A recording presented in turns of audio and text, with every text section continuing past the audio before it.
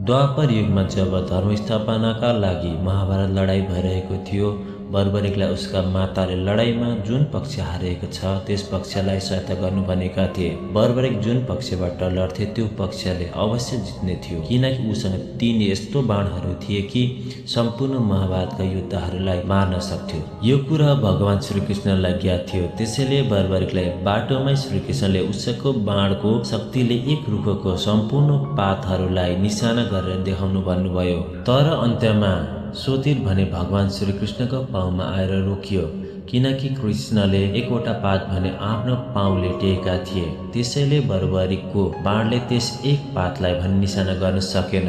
बर्बरिकले भगवान श्रीकृष्णलाई आफ्नो गुरु मान्दथे। त्यसै समयमा श्रीकृष्णले गुरु दक्षिणा स्वरूप बर्बरिकसँग उसको शिर माग्यो। त्यस दिन बर्बरिकको बलिदानलाई आशीर्वाद दिँदै श्रीकृष्णले आजदेखि तिमी कृष्ण स्वरूप हुनेछौ र तिमीलाई खाटु श्याम भनेर संसारमा पूजा गरिनेछ।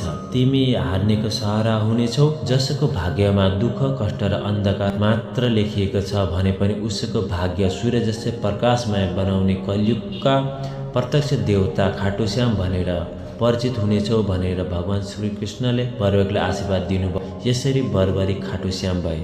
यदि तपाईलाई यो कथा मन पर्यो भने हाम्रो च्यानललाई लाइक, सब्स्क्राइब गर्नुहोला। अर्को रोचक कथाका साथ पुनः भेट्नेछौँ। हर हर महादेव।